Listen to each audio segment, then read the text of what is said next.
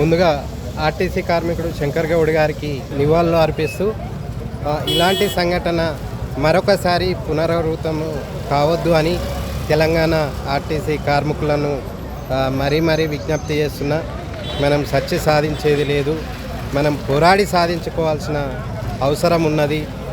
దయచేసి ఇలాంటి అనుచితమైన నిర్ణయాలు తీసుకొని మీ కుటుంబాలను అనాథలను చేయకండి, రోడ్డుపాలు చేయకండి అని చెప్పేసి ఆర్టీసీ కార్మికులందరినీ కూడా పేరు పేరున విజ్ఞప్తి చేస్తున్నా. ఇలాంటి దుశ్చర్యకు పాల్పడొద్దు, మీరు పోరాడండి.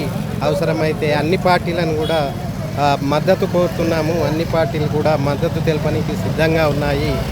కనుక మీరు ప్రభుత్వం మీద పోరాడాలి తప్ప మీ ప్రాణాలు పోగొట్టుకోవద్దు, మీ కుటుంబాలను ఆగం చేయొద్దు అని చెప్పేసి ప్రతి ఆర్టీసీ కార్మికులకు పేరు పేరున విజ్ఞప్తి చేస్తాం. ఈరోజు ప్రభుత్వం తీరు ఎలా ఉందంటే, ఎన్నికల ముందేమో హామీలు ఇస్తున్నాయి, ఎన్నికల తర్వాత హామీలను మర్చిపోతున్నాయి. ఏ ప్రభుత్వాలైనా ఏ పార్టీలైనా వారి విధానం ఎలా ఉందంటే, ఓడెక్కేదాకా మళ్ళా జర చెయ్యి అంది ఓడెక్తా అని చెప్పేసి సహాయం కోసము ఓడమల్లన్న అని బతలాడడం జరుగుతుంది. ఓడెక్కిన తర్వాత డబ్బోడమల్లిగా నువ్వేంద్రా అని చెప్పే విధాన వైఖరులు ఈనాటి ప్రభుత్వాలు, ఈనాటి పార్టీలు వ్యవహరిస్తున్నాయి. ప్రతిపక్షంలో ఉన్నప్పుడు ఒక మాట, అధికారం వచ్చినప్పుడు మరొక మాట అనే విధంగా ఈనాటి రాజకీయ వ్యవస్థ, ఈనాటి పాలన నడుస్తుంది.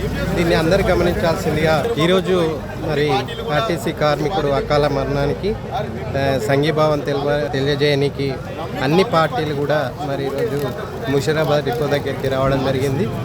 ఎక్సెప్ట్ కాంగ్రెస్ పార్టీ తప్ప మిగతా రాష్ట్రంలో ఉన్న అన్ని పార్టీలు కూడా మరి ఈరోజు విద్యార్థి సంఘాలు కూడా మరి ఆర్టీసీ కార్మికులకు మద్దతు తెలపడానికి, అలాగే శంకర్ గౌడ్ గారికి శ్రద్ధాంజలి ఘటించడానికి వచ్చారు. వారందరూ కూడా ప్రభుత్వాన్ని డిమాండ్ చేస్తారు, వీలైనంత త్వరలో మరి ఆర్టీసీ కార్మికుల ఆ సమస్యలు, న్యాయబద్ధమైన సమస్యలను తీర్చాల్సిన బాధ్యత ప్రభుత్వం పైనే ఉంటుంది అని చెప్పేసి అన్ని పార్టీలు ముక్తకంఠంతో వారి అభిప్రాయాన్ని వ్యక్తం చేస్తున్నారు. తెలంగాణ ఆర్టీసీ కార్మికులకు అందరికీ కూడా మనము యూబీ ఛానల్ తరఫున విజ్ఞప్తి చేస్తున్నది ఏంటంటే, మిత్రులారా, మీరు కష్టజీవులు, మీ వెనకాల కుటుంబాల ఆధారపడి ఉంటాయి. కనుక ఎవరు కూడా, ఏ కార్మికుడు కూడా, ఆర్టీసీ కార్మికుడు కూడా ఇలాంటి అనుచితమైన నిర్ణయాలు తీసుకొని మీ కుటుంబాన్ని ఆగం చేయొద్దు అని చెప్పి, అనాథం చేయొద్దు అని చెప్పి యూపీ ఛానల్ తరఫున విజ్ఞప్తి చేస్తున్నాము.